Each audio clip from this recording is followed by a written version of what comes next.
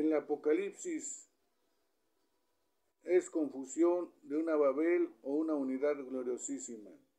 ¿Qué diremos? ¿Tienen razón los autores que clasifican este libro como un párrafo de fantasía sin fundamento? Tenemos que adoptar la opinión de que el Apocalipsis no es un solo libro, sino una compilación de varios fragmentos de otros libros. Contestamos definida y enfáticamente que no. Por el contrario, lejos de ser una mezcolanza, este libro revela un arreglo muy organizado y sistemático. Las dos divisiones principales se complementan la una a la otra, pertenecen a la misma unidad. Las 7 secciones revelan una unidad muy gloriosa. La transición de visión a visión se hace con facilidad y ver esto es entender el libro. El no verlo es privarse de un placer verdadero. Por supuesto, esperamos que tenga usted a su alcance la Biblia abierta para ayudarle en este estudio, pues pasemos de nuevo por el libro. Ahora no vamos a interrogar por segunda vez cómo se divide este libro, porque esta pregunta ya se ha contestado. Vamos a hacer más bien otra interrogación. ¿Cuál es el significado del libro entero? ¿Cómo están relacionadas entre sí sus distintas partes?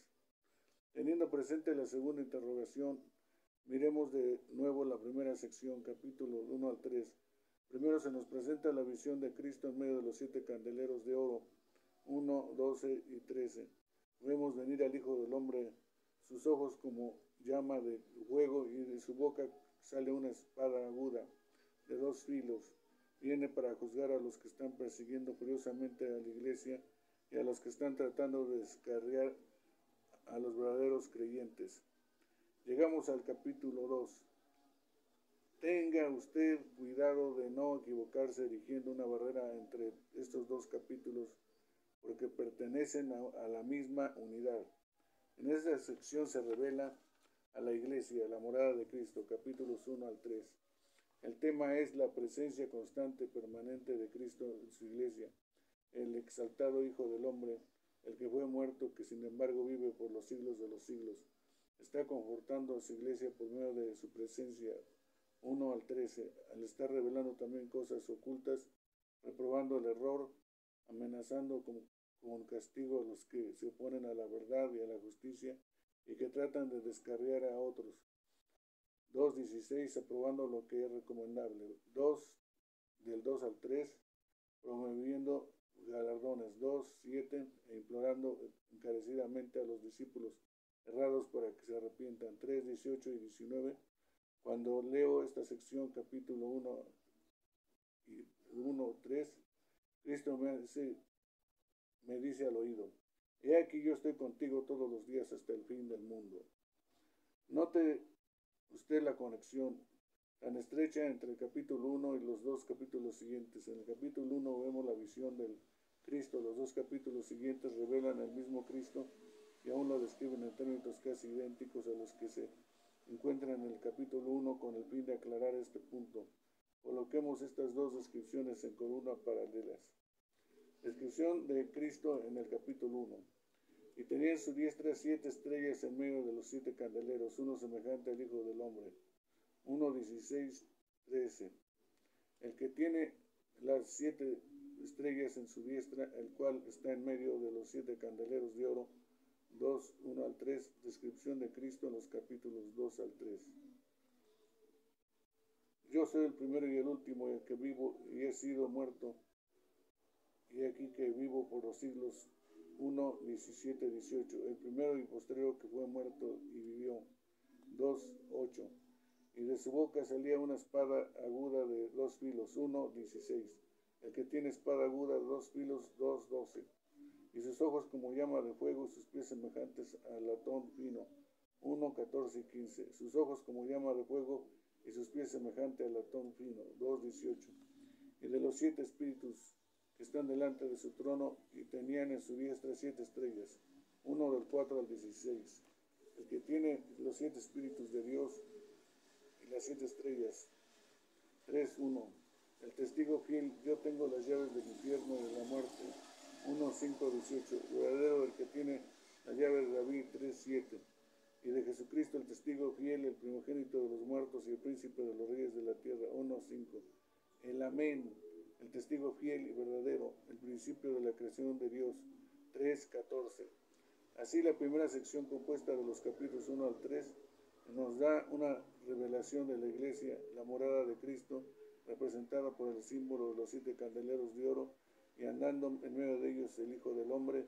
Por medio de la iglesia, el mundo que se encuentra en las tinieblas recibe una revelación de la luz del cielo. La iglesia y el mundo es inevitable un conflicto. Las tinieblas aborrecen la luz, por lo tanto, para la iglesia habrá persecución. De consiguiente, en la visión de los sellos, capítulos 4 al 7, vemos a la iglesia oprimida por el mundo. Vemos brillar la luz en medio de las tinieblas, capítulo 1 al 3, y las tinieblas aborreciendo la luz, capítulo 4 al 7. Así sucede siempre exactamente en este orden. Pero aún antes de la descripción de estas aflicciones, recibimos la seguridad fortificante de que en ellas son incluidas en el decreto de Dios, forman parte de su plan. La iglesia necesita aflicción para que sea purificada. Como ya hemos mencionado, por medio de la iglesia, el mundo que se encuentra en las tinieblas recibe una revelación de la luz del cielo. Sí, pero por medio de un estudio verdadero de los capítulos 2 y 3 del Apocalipsis, vemos que respecto a esta luz hay una variación en el grado de su pureza y brillantez. En la iglesia de Esmirna, la gloria de Cristo vivo resplandece en toda su pureza. Pero en Sardis hay solamente unas pocas personas que no han ensuciado sus vestiduras. La llama está vacilante. La iglesia de Filadelfia erradica el resplandor de su maravilloso y admirable Salvador y recibe una puerta abierta, pero la Odisea es tibia. Repetimos, la iglesia necesita aflicción para que sea purificada y limpiada, y para que los creyentes verdaderos sean traídos más cerca de Dios. Por medio de la aflicción y el llevar la cruz de Cristo, los hijos de Dios progresan en la santificación. El Cristo en el trono vence con el bien el mal. Es por esta razón que la sección principia con la gloriosa visión del trono puesto en el cielo, capítulo 4, y del libro en la mano derecha de aquel que está sentado sobre el trono, capítulo 5. Es Cristo quien toma este libro y abre sus sellos. Capítulo 5, 7 y 14. El Hijo del Hombre exaltado en gloria está gobernando el mundo a favor de su iglesia. Hacemos más que vencer ahora que vengan las aflicciones. Así, en el capítulo 6 tenemos una descripción de estas aflicciones, la persecución y la tribulación en todas sus variedades, que Cristo siempre trae consigo la espada. Note usted la conexión notable entre capítulos 5 y 6. La raíz de David que ha vencido. 6:2. Y miré y aquí un caballo blanco, y el que estaba sentado encima de él tenía un arco, y le fue dada una corona, y salió victorioso para que también venciese. El jinete que está sentado encima del caballo blanco es Cristo. En uno de los capítulos siguientes esperamos probar que esta opinión es correcta. Las aflicciones se dejan ver durante toda esta época, desde la primera hasta la segunda venida de Cristo, donde quiera que y siempre que en la escena de la historia Cristo se manifiesta en la plenitud de su poder salvador. La espada también aparece sin falta, y como consecuencia los discípulos de Cristo participan de sus padecimientos. La paz de la tierra es quitada y la tierra se empapa con la sangre de los seguidores del Cordero. Observe usted la conexión tan estrecha entre Apocalipsis 6, 1 al 4 y Mateo 10, 34, 38. Un caballo blanco, y el que estaba sentado encima de él, y salió victorioso para que también venciese. Y salió otro caballo bermejo, el que estaba sentado sobre él fue dado poder de quitar la paz de la tierra, y que se matasen unos a otros, y fuele dada una grande espada. No penséis que he venido, Mateo 10, 34, 38. No penséis que he venido para meter paz en la tierra. No he venido para meter paz, sino espada. Y el que no toma su cruz y sigue en pos de mí, no es digno de mí. Este pasaje, tomando del Evangelio de Mateo 10, 32, 38, está de continuo en la mente del vidente, y es lo que menciona de una manera definida, no solo aquí en el Apocalipsis 6, 2 al 4, sino también en 3.5 un paralelo notable de Mateo 10:32. Sin embargo, la sección respecto a los sellos se describe solamente en persecuciones. Es mucho más comprensiva todas las angustias y aflicciones de las iglesias. Asimismo, las que la iglesia padece junto con el mundo son incluidas en la visión. No obstante, la cuestión principal de qué manera afecta a la iglesia estas aflicciones, Ezequiel 14:21-23, 16:20-63, Mateo 24:13. En completa armonía con esta interpretación y con la unidad del libro entero, el quinto sello revela las almas que habían sido muertas por la palabra de Dios y por el testimonio que tenían. 6:9.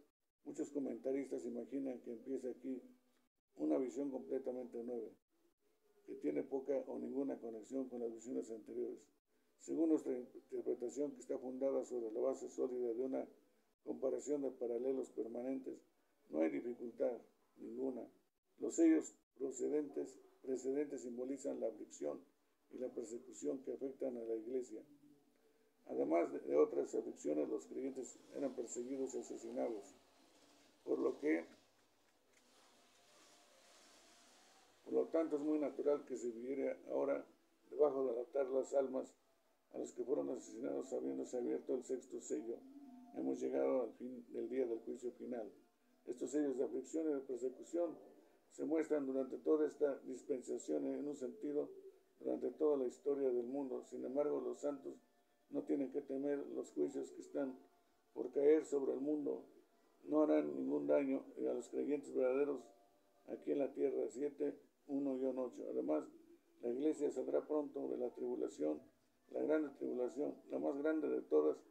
En el cielo, la iglesia triunfante, aquella multitud innumerables de entre las gentes y linajes y pueblos y lenguas con palmas en sus manos, celebrará su victoria. Es el gran día de la consumación y de todas las cosas. 7:9-17. Hacemos más que vencer. Pero ¿qué de los perseguidores? ¿Escapan sanos y salvos? ¿No será vindicada la iglesia? Nuestro Dios ve las lágrimas de sus hijos perseguidos, sus oraciones incesadas por la intercesión de Cristo. Ascienden al cielo, el Señor contesta, el incensario es llenado con el fuego del altar y este fuego es echado por la tierra. 8:5. Y fueron hechos truenos y voces y relámpagos y terremotos. En otras palabras, en contestación a las oraciones de sus hijos perseguidos, Dios está enviando constantemente sobre el mundo sus juicios. Es por esta razón que el séptimo sello introduce inmediatamente las trompetas de juicio. Los sellos de aflicción y persecución hacen necesarias las trompetas de juicio. Véase la referencia número 1, capítulo 3. Es necesario que la injusticia sea vengada. Así, esta sección respecto a las trompetas del juicio nos enseña que por medio de las plagas sobre la tierra, 8:7, el mar, 8:8, los ríos, el sol y la luna y las estrellas, las influencias inicuas de los demonios, capítulo 9, el campo de la batalla y la expectativa terrible del juicio final, capítulo 11, nuestros redentores resucitados y exaltados están constantemente vindicando a su iglesia y enviando juicios sobre los perseguidores, pero el propósito de Dios al enviar estos juicios, aunque severos, es el de amonestar. Ellos no son los juicios finales. Destruyen solamente a la tercera parte por medio de ellos. Dios está todavía llamando al arrepentimiento. Recuerde usted que las trompetas advierten, pero en realidad conducen al arrepentimiento. Generalmente no, y nunca conducen al arrepentimiento, aparte de la obra salvadora del Espíritu Santo. Y no se arrepintieron de sus homicidios, ni de sus hechicerías, ni de su fornicación, ni de sus hurtos. Apocalipsis 9:21. Así sucedió también en la época de Juan. Ha continuado sucediéndose desde entonces y siempre sucederá. Así es, el Apocalipsis es el libro aplicable a todas las edades, siempre es moderno. Mientras que estos juicios están cayendo sobre el mundo, ¿qué está sucediendo en la iglesia? Su seguridad, su testimonio, su poder, sus padecimientos y su victoria final se describen en los capítulos 10 y 11. La sección termina con un peón de victoria, con un canto de triunfo, un peón de victoria. El reino del mundo ha venido a ser el reino de nuestro Señor y de Cristo, y Él reinará para siempre jamás. Los santos reciben su galardón, Dios destruye al destructor, hacemos más que vencer. Y aquí termina la primera división del libro, capítulos 1 al 11. Véanse las 7 divisiones del Apocalipsis dadas en el capítulo 2, pero el libro no se termina aquí. Además, no es cierto que el libro hubiera podido terminar convenientemente. Aquí hay 2 preguntas que demandan una contestación. ¿Cuál es la causa fundamental de esta persecución de la Iglesia por el mundo? En otras palabras, ¿por qué son aborrecidos los creyentes con tanta vehemencia por los crédulos? ¿Cuál es el motivo de este odio? ¿Qué acontecerá a estas personas impenitentes que no escuchan la voz de Dios, quien por medio de las trompetas de juicio están amonestándolas? Ahora, estas mismas preguntas son contestadas en la segunda división, capítulos 12 al 22.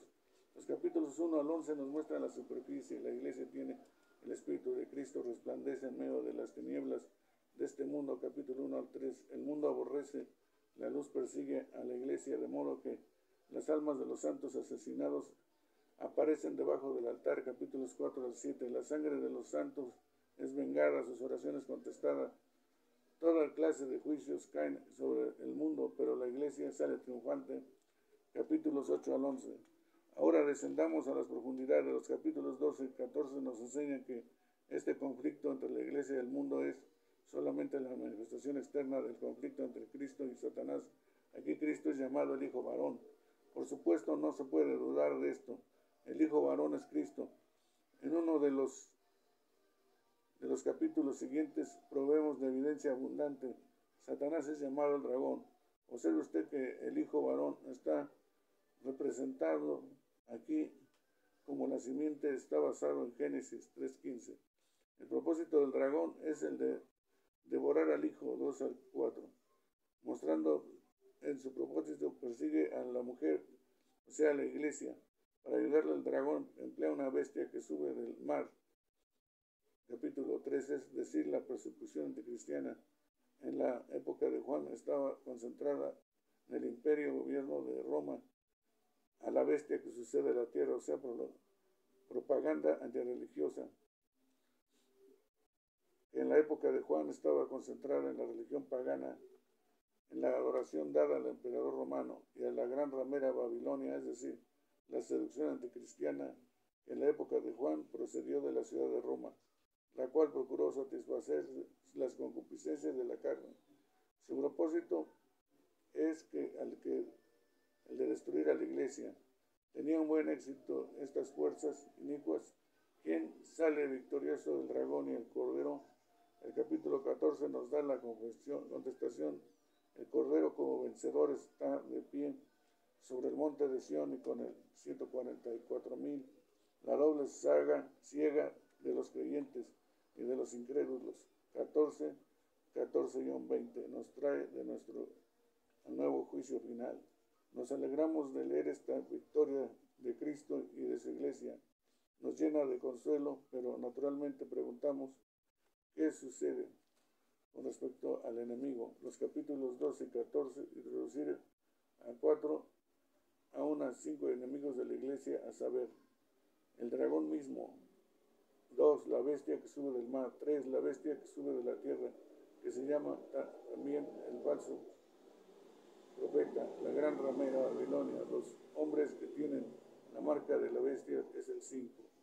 Todos estos enemigos caen simultáneamente cuando se lanza Satanás en el lago de fuego y azufre. Sus aliados también son lanzados al mismo lugar. Esto sucede en el día del juicio, con una sola excepción, a saber que las 2 bestias son presas en un tiempo. Se describe uno al fin de todos estos 5 enemigos. Primero, el vidente nos muestra lo que sucede, lo que tiene la marca de la bestia, capítulo 15-16. Note usted especialmente, estos son los impenitentes de 9-21. La prueba véase 16-9-11. Usted recordará que en la segunda pregunta que no se contesta en la primera división del libro es como sigue. ¿Qué les sucederá a estas personas impenitentes? Ahora recibimos una contestación a esta pregunta. Por tanto, notamos una conexión muy estrecha entre la sección respecto a las copas de ira, capítulo 15-16, y la sección respecto a las trompetas de juicio, capítulo 8 al 11. Estas dos secciones son exactamente paralelas, como ya hemos probado en el capítulo 2. Y además esta sección respecto a las copas de ira, capítulos 15 y 16, es una continuación directa de la sección precedente de los hombres que tienen la marca de la bestia. Son introducidos como tales en 13 y 16, mientras 16.2 nos dice que a ellos les sucede. De consiguiente, se presenta la pregunta: cuando en la historia del hombre, del mundo, las trompetas del juicio de Cristo, es decir, sus plagas iniciales, no conducen a la penitencia y conversión que sucede, deja impunes al gobernante del universo tal impenitencia, tal dureza de corazón. La contestación, según los capítulos 15 y 16, las copas de ira, es como sigue: la historia entera del mundo siempre continúa impenitente y endurecida como persona, medio de los juicios. El derramamiento final de la ira divina seguirá tarde o temprano, cuando los 10 plagas no efectúan una obediencia voluntaria y alegre en Faraón, sino que se revelan un corazón endurecido. Entonces se ahoga en el mar rojo el ejército entero de Egipto. Compare usted Éxodo 15 con Apocalipsis 15 y 16, porque los de la dispensación nueva se endurecen a pesar de los privilegios y las oportunidades más grandes. Este principio del gobierno moral y divino se muestra hoy más que nunca y se dejará ver aún más hasta que llegue a su manifestación culminante en el día del juicio final. Esto brevemente en el significado de las copas de ira, capítulos 15 y 16. Recuerde usted constantemente que las trompetas advierten que las copas son derramadas, y que de los otros enemigos de Cristo y de su iglesia. ¿Y qué de los otros enemigos de Cristo y de su iglesia? El dragón, las dos bestias y la gran ramera fueron introducidos en este orden, capítulo 12 al 14. La gran ramera, las dos bestias y el dragón caen en este orden exactamente inverso. Recuerda usted, sin embargo, lo que fue dicho anteriormente: todos son vencidos simultáneamente. Lo que fue dicho anteriormente: todos son vencidos simultáneamente a través de toda la historia del mundo, siempre que uno de estos enemigos, su derrota final se efectúa en el día del juicio. Sin embargo, el tema es tan extenso y los conceptos tan potentes y comprensivos que el vidente, en su descripción de lo que sucede, nos muestra primeramente la caída de la gran ramera, enseguida la caída de las dos bestias, por último la ruina del dragón. Así Apocalipsis 17 al 19 describe la caída de Babilonia. La gran ramera se nos muestra el carácter inevitable, completo y terrible de la caída de Babilonia. El gozo resultante en el cielo: hacemos más que vencer. Y últimamente el autor de esta victoria sobre el mundo como el centro de la seducción. El Cristo ha vencido, 19, 11, 21. Esta misma sección nos muestra también la ruina de las dos bestias. Ahora hay solamente un enemigo más cuya derrota final no se ha descrito todavía, a saber que el dragón, el más grande, el jefe y caudillo de ellos, quien fue el primero en ser introducido. La sección final del libro, capítulo 20-22, describe la derrota absoluta del dragón. El día está atado, 20-22. Luego, en el día del juicio final, se lanzará en el lago de fuego y azufre y será atormentado para siempre jamás. Y los santos, las almas de los mártires, ya están vivas y reinando con Cristo, el vencedor, sentadas entre tronos celestiales después del juicio final, 20 al 11 al 15. Estos santos reinarán para siempre jamás. 22:5. En el cielo nuevo y en la tierra nueva. 21 al 1. El Cordero está sentado sobre el trono. 22:1 al 3. Él es victorioso, por tanto hacemos más que vencer. Hemos visto que este es un solo libro, que se desarrolla gradualmente y se caracteriza por una hermosa concordia. Cada sección del libro está colocada perfecta y correctamente. Además, el libro describe los principios de la conducta humana y del gobierno moral divino que no solo está siempre operando, sino siempre operando exactamente en este orden. La iglesia funciona siempre como una portadora de la luz resplandeciente en medio de las tinieblas de este mundo. Capítulos 4 al 7. Y la consecuencia, los juicios divinos de todas las clases caen siempre sobre el mundo, pero la iglesia sale victoriosa. Capítulos 8 al 11. Este conflicto entre la iglesia y el mundo revela siempre el conflicto más profundo entre Cristo y Satanás. Satanás emplea siempre a los mismos aliados, ya mencionados en los capítulos 12 al 14. Ellos fracasan siempre, especialmente en el día del juicio. La victoria es siempre nuestra. Por supuesto, no hay nada mecánico respecto a estas 7 secciones. No son 7 trozos de pensamiento. No constan de 7 divisiones impermeables. El libro es un organismo con todas sus partes relacionadas entre sí de una manera vital. Así, por ejemplo, en 11:8 la caída de Babilonia ya es anunciada, sin embargo, no es descrita hasta que llegamos a la sección compuesta por los capítulos 17 al 19. Asimismo, la persecución contra la iglesia por el mundo y aún el juicio sobre el mundo son presupuestos e introducidos en la primera sección 1:9, 13 al 18. Pero el tema principal de aquella sección es la iglesia, la morada de Cristo resplandeciente en medio del mundo. Las enseñanzas de estas 7 secciones, las cuales revelan una unidad tan gloriosa y un progreso gradual de pensamiento, concuerdan con toda la Biblia. Los capítulos 1 al 13, Mateo 28, 20, y aquí yo estoy con vosotros todos los días hasta el fin del mundo. Vosotros sois la luz del mundo. Los capítulos de 4 al 7, cotéjase Juan 16, 33. En el mundo tendréis aflicción, mas confiad, yo he vencido al mundo. Los capítulos 8 al 11, cotéjase en Lucas 18, 17. Y Dios nos hará justicia, y Dios no hará justicia a sus escogidos, que claman el día y noche. Los capítulos 12, 14, cotéjase Génesis 3, 15. Y enemistad pondré entre ti y la mujer, y entre tu simiente y la simiente suya. Esta te hará en la cabeza, y tú le herirás en el calcañar. Los capítulos 15 y 16, cotéjase con Romanos 2, 5.